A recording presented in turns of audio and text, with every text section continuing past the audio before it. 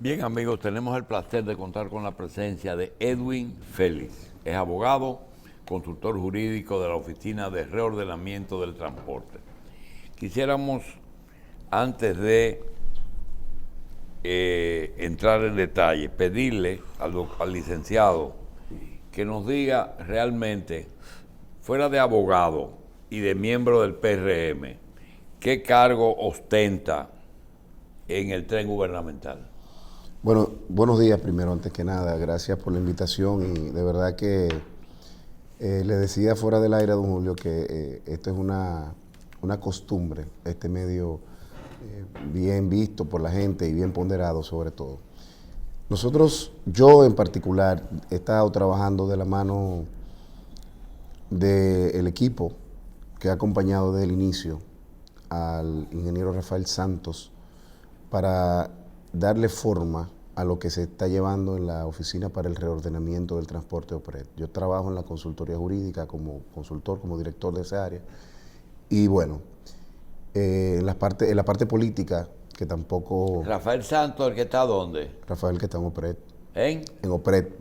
El ingeniero ¿Tú Rafael sabes Santos. que Rafael Santos se llama también el director de Infotep? Claro. Y quiero decirte que dentro de los temas que te tenemos, quisiera que nos hable también de la necesidad de algo que está ocurriendo en el mundo y es la vuelta a los trenes. Claro. Y yo creo que Rafael Santos, el de Infotep, podría incluir la preparación del personal, porque ese no es un problema de choferes de guagua. Estoy de acuerdo con ustedes. Pero de eso vamos a hablar más adelante. Eso es así. Licenciado, ¿qué posición tiene usted? ¿Consultor jurídico de qué? De la OPRED, de la ¿Y Oficina en para el partido qué Reordenamiento. es?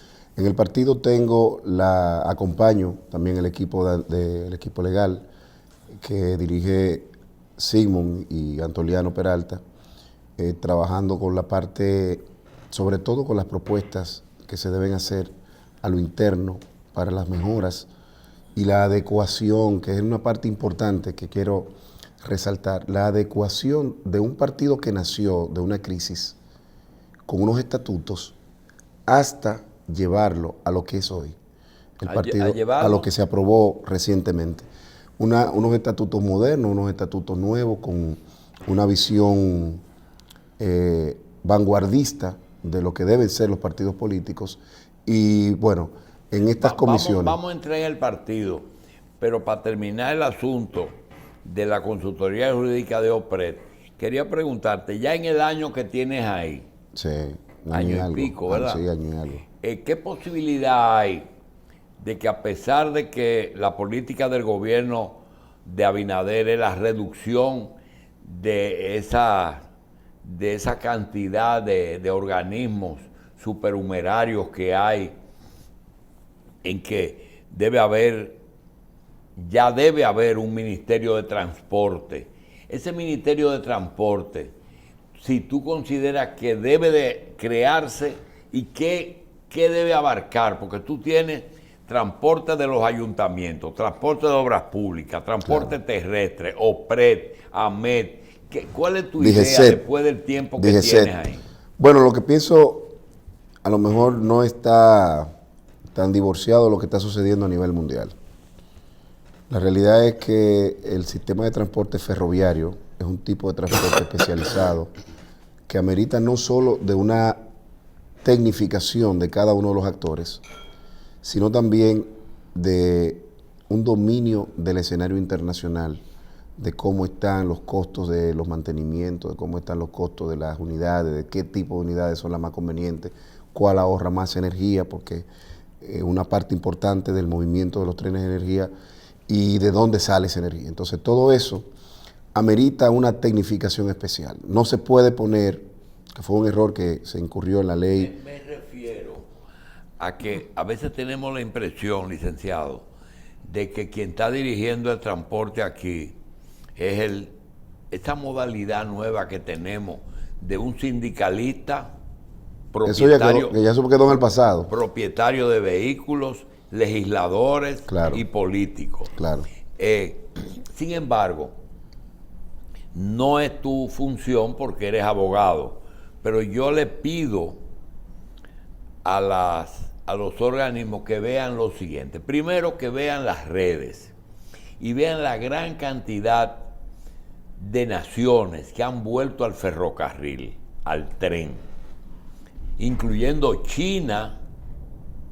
Ha publicado rutas de miles de kilómetros.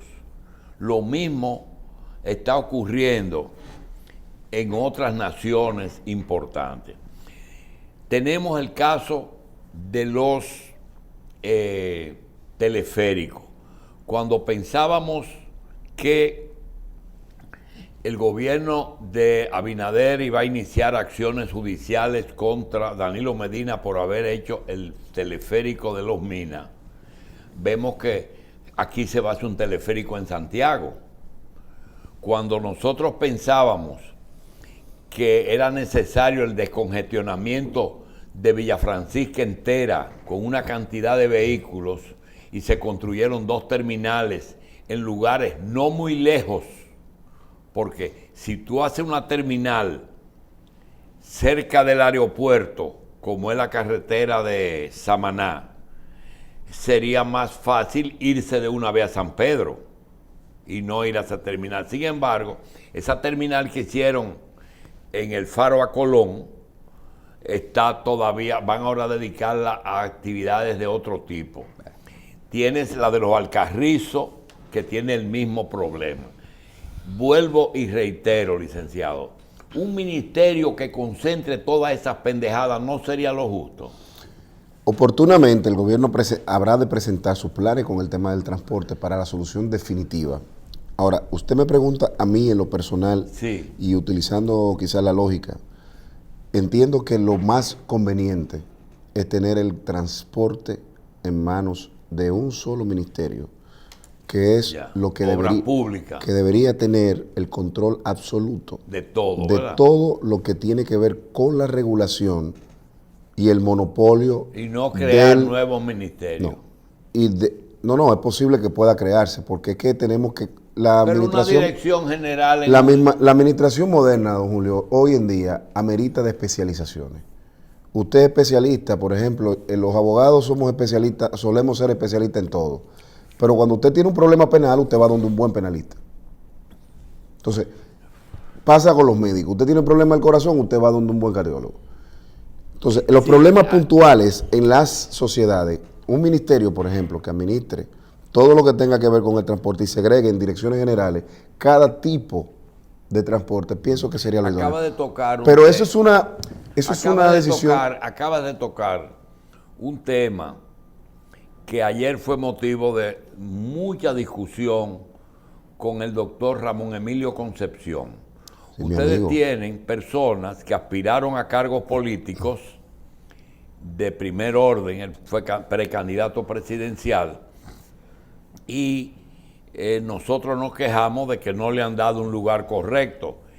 Y yo le dije, es que ustedes no tienen especialistas en todo. Y me dijo, sí, el PRM tiene personas capacitadas en todas las áreas, igual que los otros partidos. ¿Eso es cierto? Bueno, el PRM es una muestra de lo que hay en la sociedad, y la sociedad está compuesta por diversos tipos de profesiones, especialidades y demás. En el PRM converge de todo. Gente con capacidades diversas que se han ido aprovechando en la medida de las condiciones que se van presentando. Porque no es para nadie un secreto que se recibió un gobierno sin dinero, sin la posibilidad de planificar la entrada, porque eso genera un costo. Porque poner una persona, un especialista, e ir acorde con lo que establece la ley, porque tú no puedes sacar una gente o poner una gente a trabajar y decirle yo te voy a pagar cuando se pueda, ¿no? Eso hay que planificarlo. Y para cumplir con la ley, con el voto de la ley, esa planificación tiene que estar aprobada probablemente el año anterior. ¿Por qué? Porque hay un plan que se mide, y esa medición para garantizar la entrada de esos especialistas, si no estaban previstos entrar, Entonces, eso tiene que llevar el engranaje perfecto de que cuando entre no incurramos en una ilegalidad administrativa y podamos cumplir con lo que se requiere. Eso con respecto a la parte de la disponibilidad inmediata de las posiciones que pudieran generarse para esa persona. Sí. Ese recurso Licenciado, mire, no es hábito nuestro dar palos periodísticos y mucho menos colocar funcionarios en posiciones incómodas. ¿Por qué le digo eso? Le digo eso porque se está gestando, porque siempre se sabe, algunos anuncios de obras que realmente usted tiene que dejarle al presidente y a los superiores esos anuncios. Pero yo le digo que fui testigo de una maqueta, me enseñaron una maqueta en el gobierno de Leonel Fernández, en que en el puerto de Manzanillo se iniciaba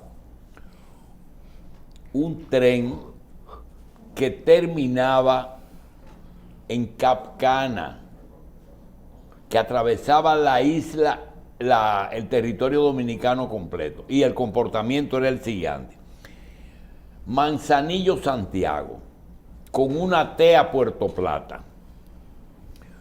Santiago, Los Alcarrizos, con 2 T, una Almerca Santo Domingo y otra Jaina al puerto de Jaina. Y ahí conectaba entonces con el metro de Santo Domingo en la terminal de ahí y arrancaba para Los Minas, Boca Chica y el Reto del Este. Un tren de carga. ¿Perdón? Un tren de carga. De ambas cosas, carga y pasajeros, porque se convertía en pasajero cada vez que pasaba por una ciudad. Eso parece ser que el gobierno lo ha revivido y piensan trabajar en algo. No le vamos a preguntar si se está gestando algo en esa dirección, pero sí queremos que usted nos separe, porque antes de usted llegar teníamos algunos problemas de tránsito que no sabíamos si era de la gente que eran AMET antes, de OPRED o de... No tiene nada que ver AMET, eso dije SET. ¿Cuál es la función de OPRED y cuál es la función de lo que era AMET? AMET regula la parte de rutas, tránsito y todo lo que tiene que ver Intran, porque ahora es Intran, gracias Michelle. La ley vino a darle una función específica a la oficina quiero aprovechar para decir algo. Resulta que a veces los comunicadores conocemos las cosas, pero la señora que está en su casa cambiando el muchachito, sí, esa no sabe lo que es Intran. Entonces nosotros lo que hacemos es que le definimos esa pendeja, porque esa es la que va a coger el tren ahora mismo. Bueno, el Intran, esa es la oficina que se encarga de regular el tránsito y de establecer las políticas, las rutas, todo lo que tiene que ver con movilidad en la parte de las calles. Entonces, OPRED tiene que ver con el sistema ferroviario, con el sistema de tren, de metro y teleférico. Entonces, ya son 2 tipos de transporte diferentes, porque la OPRED tiene su ruta, una ruta establecida, que no puede entrar otro tipo de vehículo que no sean los trenes. El sistema de tránsito a nivel general también tiene su nomenclatura, su intríngulo y su función. El transporte interurbano, el transporte urbano, el transporte que está bien regulado y que tiene también sus fiscalizadores, que son otrora AMET, ahora son DGCET. Entonces, yéndonos a la primera parte, lo que usted me decía, yo no tengo conocimiento de eso, de esa parte de lo de Manzanillo. Sería interesante quizás conocerlo para... Licenciado, en el caso del metro, si nosotros diríamos en este momento, ¿qué se está trabajando? Hay trenes líneas que se están aumentando la la capacidad en las mismas vías, pero más vagones. Hay otros que se están renovando, sí, y otros que ya se dice, se inició la construcción de tal teleférico o de tal metro. Hablen un poquito de las líneas adicionales y cuáles son los planes en este gobierno a corto plazo. La verdad es que, sin ser vocero, porque tenemos un vocero en la institución que tiene la autoridad para abordar mejor que yo estos temas, puedo decirles que se ha ahorrado, que es lo importante, en la compra de las unidades que se van a acoplar para extender y duplicar la capacidad de los trenes. En la actualidad se están trabajando las obras de las 5 estaciones elevadas, que son las 5 que están en Villamella. Son las únicas estaciones que fueron diseñadas solamente para trenes de 3 vagones. Como están elevadas, ha sido mucho más fácil hacer la extensión de los andenes para que tengan la capacidad. Porque el peso no lo aguanta. No, no es el peso, es la extensión de los andenes, son los pasillos donde la gente se desmonta y se monta. Entonces, que nada más hay que trabajarlo en la terminal. Que nada más hay que trabajarlo en la terminal, y hay que aumentar la capacidad eléctrica también, porque eso vamos a tener el doble de trenes. Porque si no habría que darle un chin para adelante al tren. Exactamente. Pero para no tener que darle un chin para adelante al tren, se está ampliando la capacidad para que la gente pueda entrar el doble de personas y no tener que aumentar quizás la frecuencia. Porque vamos a tener el doble de capacidad. Ahora mismo se están transportando unas 400,000 personas diarias, que es un buen número. Wow. Y 400,000 dominicanos por día. Por día, eso es correcto. 400,000 abordajes. La idea es que conjuntamente con los parqueos que se están instalando, se están fabricando, se están anunciando en diferentes puntos del país, vamos a estar en las condiciones de usted salir. Por ejemplo, yo que voy a una audiencia, yo preferiré quizás quedarme en un parqueo, montarme en mi tren, irme y bajar la feria. Bajar la feria o donde me toque ir. ¿Y cuáles son, por ejemplo, hacia el este? Tendremos, porque sabemos que tenemos en Palo Alcarrizo va un teleférico y creo que hay una ampliación de la línea. Háblenos de ahí y hacia el este, que se dice que tendremos uno creo que hasta Caucedo. Mira, Michelle, esa parte yo quiero dejársela, que la toque en esta misma semana, pudieran traer el vocero, porque a partir de esta semana se van a hacer importantes anuncios, que no quisiera yo dar la noticia antes de que suceda, pero pienso que sería relevante que en estos 4 primeros años del gobierno del PRM podamos tener disponible una mejora sustancial al sistema de transporte de los dominicanos, sobre todo el transporte masivo, que es la parte que más afecta el presupuesto de la mayoría. Un muchacho que esté en Villamella, que esté estudiando, o en Los Alcarrizos, como es el caso, que esté estudiando en la UAS, va a poder llegar con 50 pesos a la UAS y quizás hasta comer en la UAS y volver a su casa sin ningún tipo de problema, sobre todo en un sistema de transporte que garantiza la seguridad, porque el sistema más seguro que tiene el transporte ahora mismo en República Dominicana es el Metro de Santo Domingo. Sí. Pero precisamente con respecto a la electricidad que se utiliza, ¿cuál es la fuente y la matriz con que trabaja la electricidad que se utiliza en el metro? Porque tenemos entendido que va a tener un sistema propio de energía. Y si esto sería suficiente para cubrir la demanda de posibles ampliaciones en esos en la son temas técnicos que puede perfectamente abordarlo la persona que pudiera venir a trabajar, a traer ese tema. Pero ese tema está resuelto, perdón, Michelle. En la parte de mantenimiento y de lo actual, ¿se está trabajando? Claro, es que porque también hay muchos trenes que decían que... No hay forma de que el sistema pueda operar sin el mantenimiento adecuado. En los procesos de compra y contrataciones, usted acaba de mencionar algo que dice, se compraron más baratos los vagones. ¿De qué estamos hablando? ¿De que lo que costó 100 millones de pesos se compró por 50? Estamos hablando de que se generó un ahorro por encima del 22%, 23%. En la compra de los vagones. En la compra de los vagones actuales. O sea, miren, a pesar de que usted lo que es consultor jurídico. Claro. Yo soy amigo de Maduro, el presidente de Venezuela, y me prestó un pajarito que él le dice cosas raras. Ajá. Y el pajarito me dice que usted tiene un papel importante en el PRM y que usted va a dirigir la campaña de reelección. ¿Eso es verdad?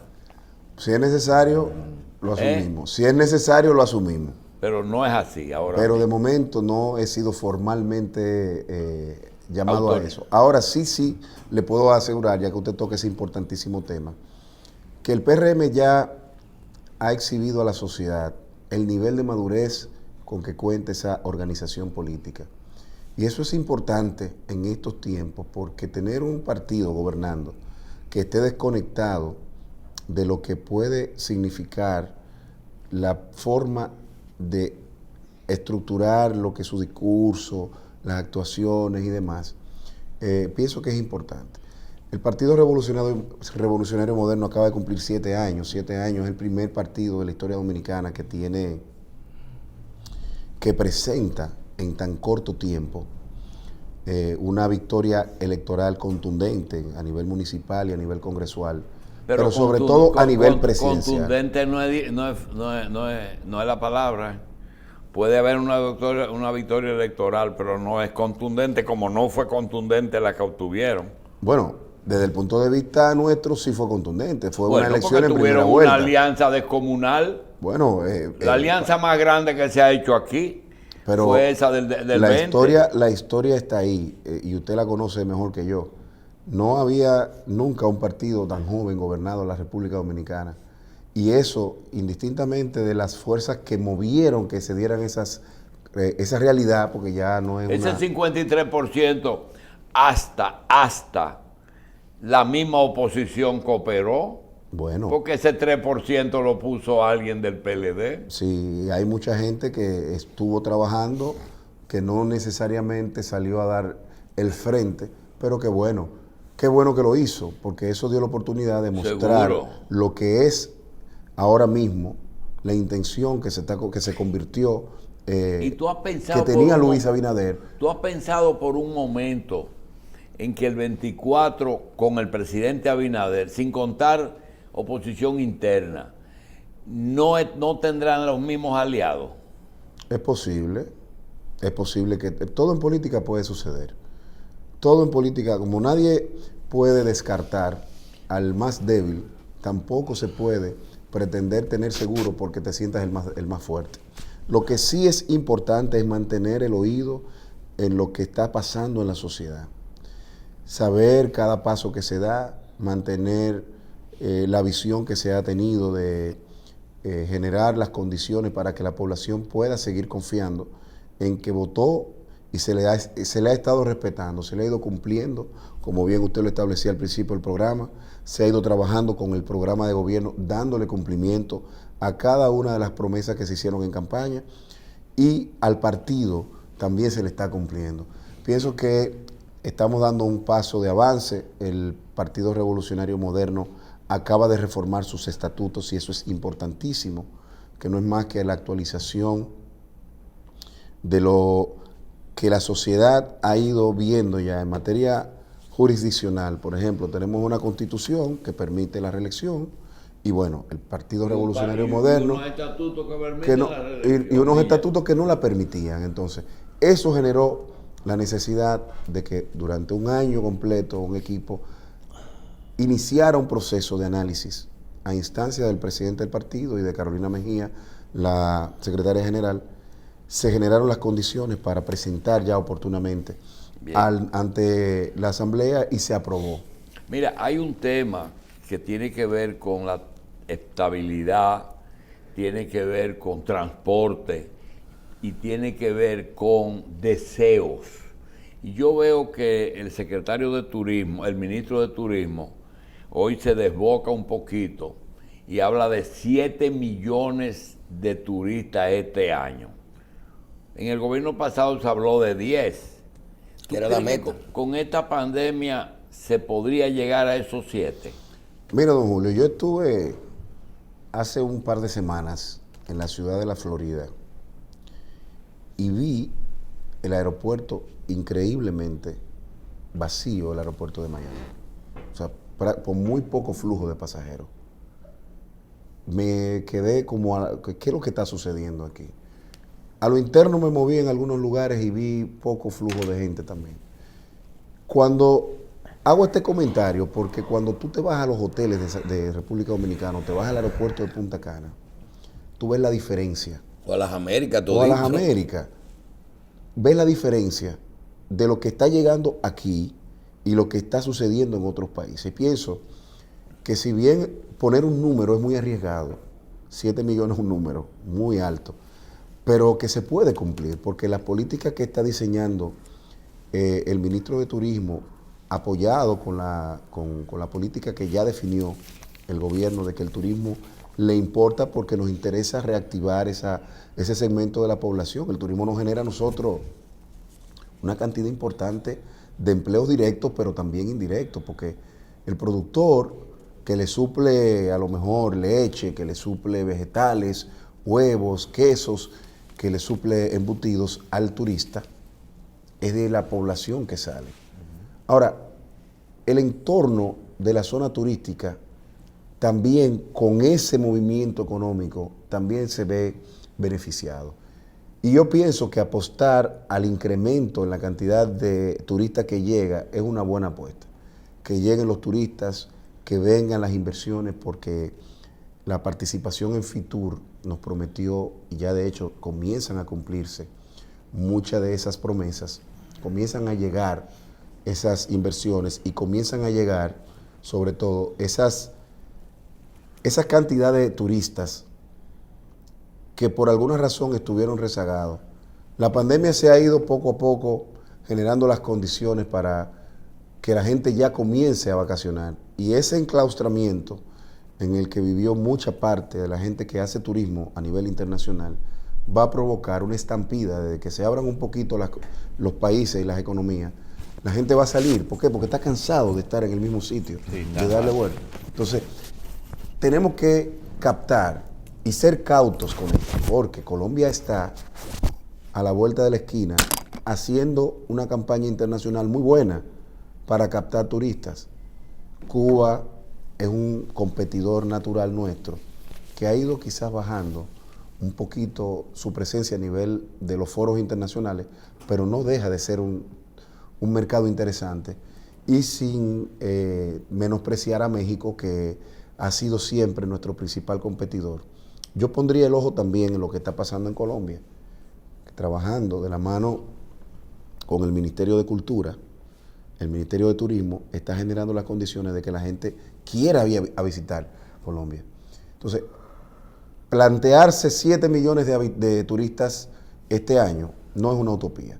Yo pienso que si el gobierno ha hecho y está generando las condiciones, está dando el apoyo, las campañas están dando el resultado, pienso que sería de una gran utilidad que esos turistas lleguen, pero no pienso que sea una utopía, don Julio, esos 7 millones de turistas aquí en República Dominicana. Sobre todo en la parte de la reactivación de Puerto Plata y el turismo de cruceros, que se está reactivando también.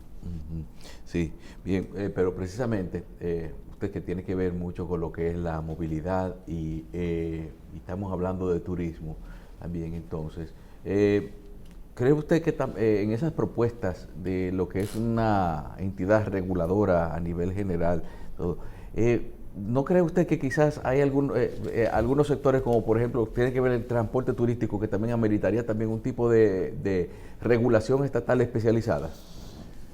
Yo pienso que sí. Y pienso de manera muy particular que tener el sector transporte convencional con el mismo tratamiento que debe tener el sector turístico es un poco cuesta arriba. Porque si estamos apostando al éxito del turismo, no puede ser cualquiera que tenga acceso a transportar a un turista. El trato debe ser diferente. El trato tiene que ser diferente. ¿Qué es una propuesta quizás sana? Que los transportistas se abran un poco. Para nadie es un secreto que Uber es una realidad, como lo es Didi. Y cada turista que aterriza aquí probablemente tenga esa plataforma descargada. Sí. Si ya se se generaron las condiciones para que ellos paguen los impuestos que tienen que pagar y se regulen como tienen que estar regulados, pues yo pienso que tenemos que abrir la mente también, porque le estamos haciendo daño, quizás sin querer, a lo que más amamos, que es de lo que vivimos, que es el turismo. Entonces, esa pregunta es importante, Carlos, pero creo que es importante que dominen los actores la importancia que tiene y que se le dé la real importancia que tiene el turismo a ellos. Bien, vamos a agradecer al licenciado Edwin Félix, quien es consultor jurídico para el reordenamiento del transporte OPRES. Gracias por estar con nosotros. Gracias a ustedes por la invitación.